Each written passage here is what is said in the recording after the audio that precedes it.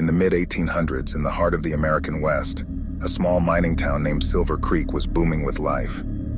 Prospectors flocked to the area in search of fortune, and the town's once deserted streets were now bustling with activity. But beneath the glittering promise of silver and gold lay a darkness that would haunt Silver Creek for generations to come. The legend began with the discovery of a rich vein of silver deep within the mine known as the Black Hollow. Miners worked tirelessly, extracting the precious metal that brought prosperity to the town. However, their jubilation was short-lived as strange events began to unfold. The miners whispered of eerie sounds echoing through the tunnels, a soft, mournful wailing that seemed to reverberate from the depths of the earth itself. Superstitions took hold, and some miners refused to descend into the mine, fearing the unseen presence that seemed to haunt its passages. One evening, as the sun dipped below the horizon, a group of miners emerged from the Black Hollow, their faces pale with fear. They spoke of a shadowy figure that had appeared before them, its eyes gleaming with an otherworldly light. The figure had let out a chilling cry before vanishing into the darkness. The news spread like wildfire through Silver Creek, and panic descended upon the town. The once thriving mine was abandoned, and the streets that had once been filled with hope now teemed with whispers of curses and malevolent spirits. The legend of the Silver Ghost was born, a vengeful entity that was said to guard the riches of the Black Hollow. Years passed, and the mining town slowly faded into obscurity. The mine lay dormant, its entrance sealed off as a testament to the town's dark past. However, the legend of the Silver Ghost continued to linger, passed down through generations as a cautionary tale. In the early 1900s, a mining company from a neighboring town attempted to reopen the Black Hollow. Despite the warnings of the locals, the company was determined to harness the potential wealth that lay hidden within the mine's depths. A team of miners was assembled, and they ventured into the long-forgotten tunnels with a mixture of excitement and trepidation. As the miners delved deeper into the Black Hollow, an unsettling feeling settled over them. The air grew colder, and their lanterns flickered as if responding to an unseen presence. And then, in the inky darkness, they saw it. The figure of a man, his form translucent and ethereal. The miners' shouts of alarm echoed through the tunnels as the figure drew nearer, its glowing eyes fixed upon them. The apparition emitted a mournful cry, a sound that seemed to reverberate through their very souls. Panic and fear took hold, and the miners fled from the mine, vowing never to return. The mining company abandoned its plans, and the Black Hollow once again fell into silence. The legend of the Silver Ghost was reinforced, and the town's reputation as a cursed place grew stronger. Decades later, in the early 1960s, a group of urban explorers ventured into Silver Creek, drawn by the allure of the abandoned mining town. Armed with cameras and a thirst for adventure, they set out to uncover the truth behind the legends that had persisted for generations. As the group entered the town, a heavy silence seemed to hang in the air. The buildings stood as silent witnesses to the past, their windows shattered and their walls weathered by time. The urban explorers documented their journey, capturing images of dilapidated homes and deserted streets. Their curiosity led them to the entrance of the Black Hollow, the sealed mine that had become the focal point of the town's dark history. Determined to uncover its secrets, they managed to break through the barricades and descend into its depths. The mine was a labyrinth of tunnels, its walls lined with the memories of a bygone era. The explorers ventured cautiously, their flashlights casting eerie shadows on the walls. It was as they delved deeper that they began to hear the whispers, the soft, haunting wailing that seemed to echo through the tunnels. The air grew colder, and the explorers' breaths hung in the frigid air. And then, as if materializing from the darkness itself, they saw it. The figure of a man, his form translucent and his eyes aglow with an otherworldly light. The explorers' cameras captured the chilling apparition as it let out a mournful cry that sent shivers racing down their spines. Terrified, the explorers fled from the mine, their footsteps echoing through the tunnels. As they emerged into the daylight, their faces were pale with fear. They shared their images and their tale with the world, reigniting the legend of the Silver Ghost and solidifying Silver Creek's reputation as a haunted town. To this day, Silver Creek remains a place of mystery and unease.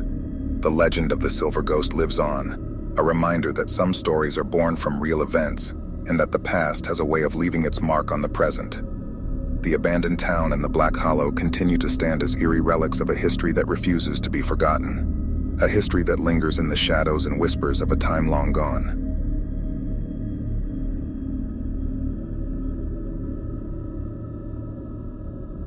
In the late 1800s, nestled within the mist-shrouded hills of Scotland, there lay a village known as Glenhaven. Its inhabitants lived in harmony with the land, tending to their sheep and crops, and maintaining traditions passed down through generations. Yet beneath the tranquility an ancient darkness lurked. The villagers had always held a deep reverence for the surrounding forest, a place believed to be home to spirits that had watched over Glenhaven for centuries. But the forest was also said to harbor something far more sinister, something whispered about in hushed tones, the legend of the Weeping Willow. The tale spoke of a massive willow tree deep within the heart of the forest, a tree whose branches were said to stretch into the sky like skeletal fingers. Its leaves never rustled in the wind, and its roots plunged into the very heart of the earth, drawing sustenance from a place unknown. It was said that anyone who dared to venture into the forest after dark risked encountering the Weeping Willow. Those who had claimed to have seen it spoke of a mournful figure beneath the tree, a spectral presence with hollow eyes and a sorrowful aura. But it was the story of a young girl named Eliza that sent shivers down the spines of Glenhaven's residents. Eliza had been an adventurous soul, known for her curiosity and fearlessness. One moonless night, she had dared to challenge the legend, setting out into the forest armed only with a lantern and a sense of determination. The villagers begged her not to go, their voices tinged with anxiety, but Eliza was undeterred. With a final wave, she disappeared into the darkness, her lantern's feeble light casting elongated shadows on the ground. Hours turned into eternity as the villagers waited in the safety of their homes, their hearts heavy with worry. And then, just as the first rays of dawn began to paint the sky, Eliza emerged from the forest, her face ashen, her eyes distant. The villagers rushed to her side, their relief quickly turning to horror as they saw the look in her eyes. She spoke in hushed, trembling tones, recounting her encounter with the Weeping Willow. "Its branches, they reached for me," she whispered, her voice barely audible. "Its tears, they fell like rain, cold and heavy."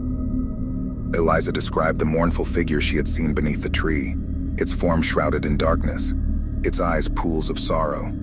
The very air around the Weeping Willow seemed to resonate with a sense of loss and despair, and Eliza felt as if its sorrow had seeped into her very soul.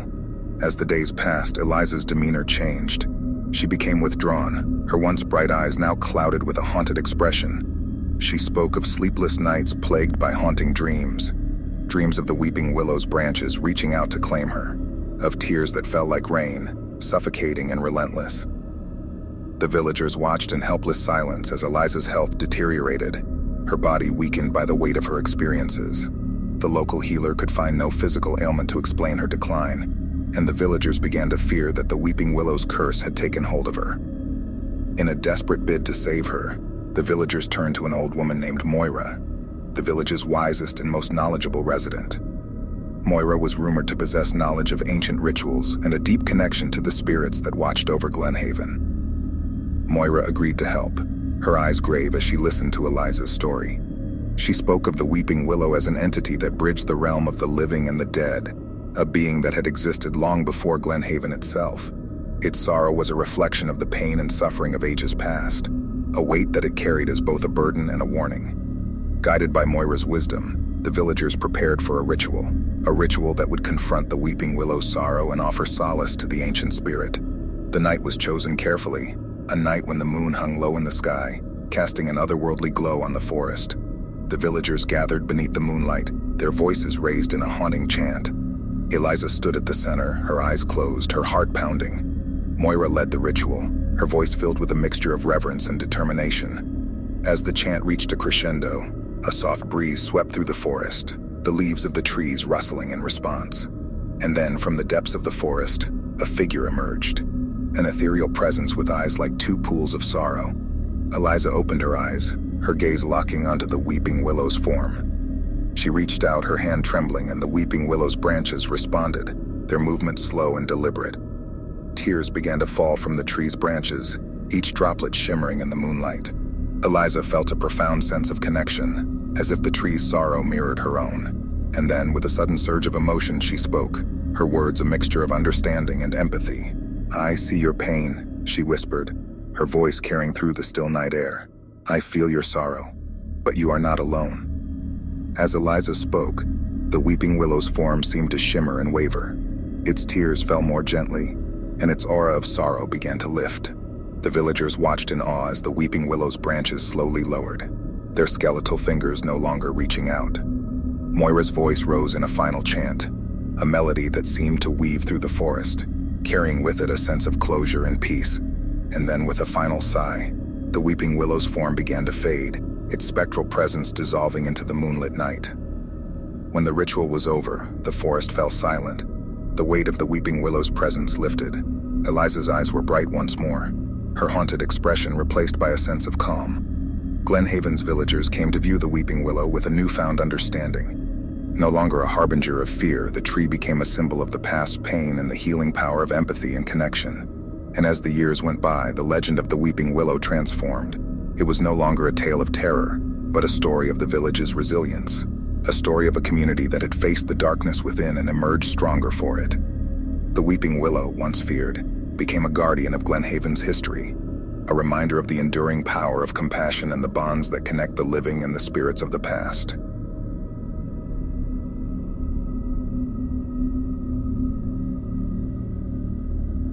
In the quiet town of Ridgeway, nestled between rolling hills and dense forests, lived a man named Samuel Turner. Samuel was known for his reclusive nature and his fascination with vintage electronics, particularly old radios. He spent his days scouring garage sales and flea markets for vintage radio sets, hoping to uncover forgotten pieces of history. One day, Samuel stumbled upon an old weathered radio in an antique shop on the outskirts of town. It had a distinct aura of history about it, and he couldn't resist purchasing it. He brought it home, polished its knobs and dials, and set it up in his small, cluttered workshop. As the sun dipped below the horizon, casting long shadows across the landscape, Samuel tuned the radio to different frequencies, listening to the crackling of static between stations. He adjusted the dials with care, his ears straining to catch fragments of old broadcasts from bygone eras. But one particular frequency caught his attention, a faint signal that seemed to emanate from a distant era. The signal was distorted, the voice and music blending together in a haunting melody. Samuel listened intently, his heart racing as he realized that the broadcast seemed to be from a time long before his own. The songs were unfamiliar, a mix of forgotten melodies and static-filled voices. Late into the night, as the moon hung high in the sky, Samuel continued to listen to the mysterious broadcast. He recorded snippets of the signal, determined to uncover its origin. But as the hours passed, he began to notice something unsettling. The static seemed to morph into whispers, faint cries for help hidden within the crackling interference. Samuel's excitement turned to unease as he realized that the signal was more than just a random anomaly. The whispered voices seemed to speak of a tragedy, a forgotten incident that had been lost to time. The more he listened, the more he became convinced that the signal was a window into a past that had been buried beneath layers of history. Determined to unravel the mystery, Samuel reached out to experts in vintage radio technology and historical archives. He shared his recordings with them, hoping that they might help decipher the signal's origin. But the experts were baffled. The frequency didn't match any known broadcasting stations, and the voices were distorted beyond recognition. As Samuel delved deeper into his obsession, he found himself consumed by the mysterious broadcast. He spent sleepless nights hunched over his radio, headphones pressed to his ears, the whispered voices filling his mind. The voices seemed to plead for someone to listen, to hear their forgotten stories and lift them from the depths of time. One night, as the wind howled outside his workshop, Samuel heard a new voice within the static, a clear, desperate cry for help. The voice was unmistakably human, a woman's plea for salvation. Samuel's heart raced as he listened, his hands trembling as he adjusted the dials to clear the signal. "Is anyone out there? Can you hear me?" The woman's voice crackled through the speakers, her words laced with fear and urgency. Samuel's mind raced. He knew he had to respond, to somehow let the woman know that he was listening. With a sense of determination, he picked up an old microphone, cleared his throat, and spoke into it, his voice carrying through the airwaves. "I can hear you. I'm here," he said, his words mingling with the static. There was a moment of silence, and then the woman's voice returned, clearer this time, as if she had drawn closer to the microphone. She spoke of a fire, of a tragedy that had befallen her and her family, a fire that had consumed their home and left them trapped in a liminal space between the past and the present. Samuel's heart ached as he listened to her tale. He realized that the broadcast was a message, a plea for someone to bear witness to the forgotten lives that had been lost. He promised to help, to find a way to free the trapped souls from their spectral prison. Over the following weeks, Samuel delved into historical records, uncovering details of a devastating fire that had consumed a family's home in the late 1800s. He traced their lineage, reaching out to descendants who might have information that could help.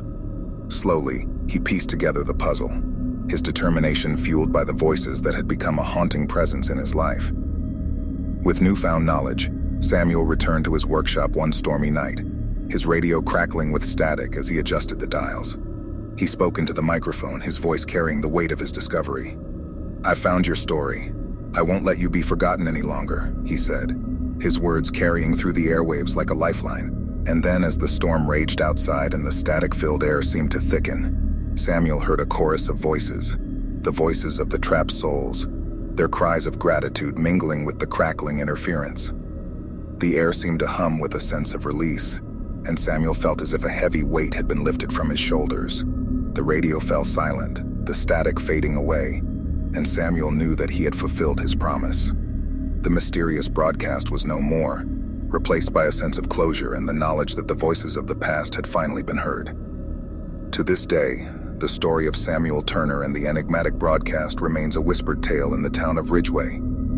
Some claim to have heard faint whispers on their own radios during stormy nights, as if the voices of the past still linger in the airwaves, reminding us that history's secrets are never truly forgotten.